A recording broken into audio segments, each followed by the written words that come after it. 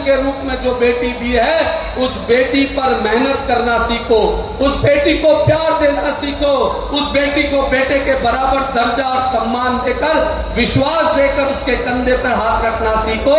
वो बेटी 7 समंदर पार भी चली जाएगी, कभी आपका सिर झुकने नहीं देगी।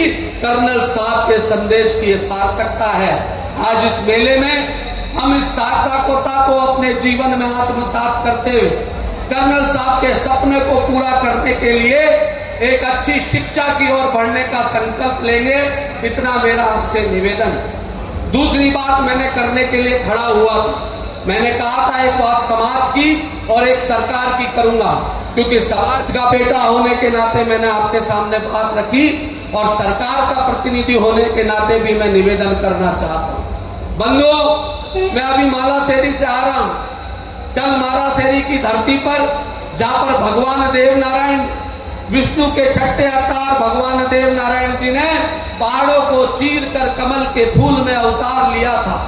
1111वें अवतरण दिवस पर देश के यशस्वी प्रधानमंत्री नरेंद्र मोदी जी वहां आए थे और कल 48 करोड़ की लागत से उस मालाशेरी का जीर्णोद्धार और काया पलट करने का शिलान्यास का कार्यक्रम मुख्यमंत्री जी की उपस्थिति में होने जा रहा है। माननीय प्रधानमंत्री जी का इस मंच से धन्यवाद दूंगा, लेकिन साथ के साथ आपको बताना चाहूंगा, वर्तमान सरकार आदरणीय मुख्यमंत्री जी भजन लाल जी ने भी संकल्प लिया है कि राजस्थान में हमारी सरकार सनातन को सम्मान देने वाली सरकार है और राजस्थान के अंदर जहां जहां सनातन की ध्वजा लहराने वाले केंद्र हैं, न केवल गुर्जर समाज बल्कि सभी लोक देवताओं के स्थानों का जीर्णोद्धार और काया पलट करने का काम हमारी सरकार करेगी।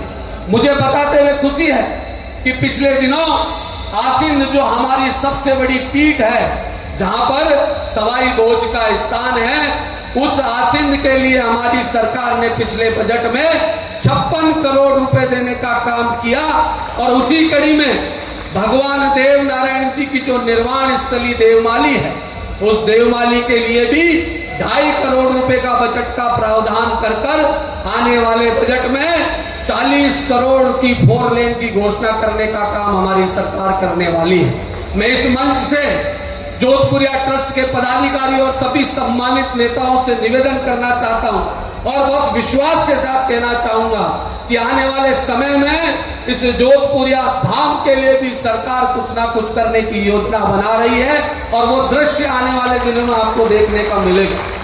दीदी की बात को मैं आगे बढ़ाते हुए ये बात मैं कहना चाहूंगा कि निश्चित रूप से हर समाज की तरक्की में धार्मिक रूप से मजबूती के साथ साथ शैक्षणिक मजबूती भी होनी चाहिए।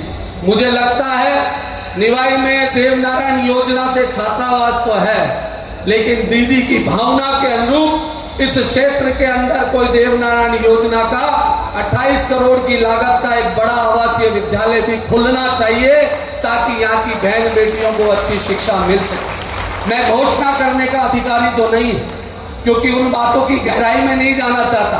आज एक अच्छा दिन है, पवित्र दिन है, लेकिन मैं आपको भरोसा और विश्वास दिलाता हूं, आदरणीय जावर सिंह खर्रा साहब मेरे इस गवाह होंगे इस बात के और मेरे साथ चलकर मुख्यमंत्री जी के आगे हम आग्रह कर आने वाले दिनों में यहाँ देवनारायण योजना से भी एक बड़ा केंद्र स्थापित हो, इसका हम प्रयास करेंगे। बंधुओं, आप सबने मान सम्मान दिया, कर्नल बैसला जी का सिपाही हूं, मुझे कतई ये बात कहने का संकोच नहीं है कि मैं आज जहां हूं उसके अंदर कर्नल साहब की शिक्षा, उनका संरक्षण और उनकी हौसला अफजाई के कारण ही एक गरीब परिवार की गुजरी का बेटा आज राजस्थान सरकार में मंत्री की हैसियत से खड़ा है।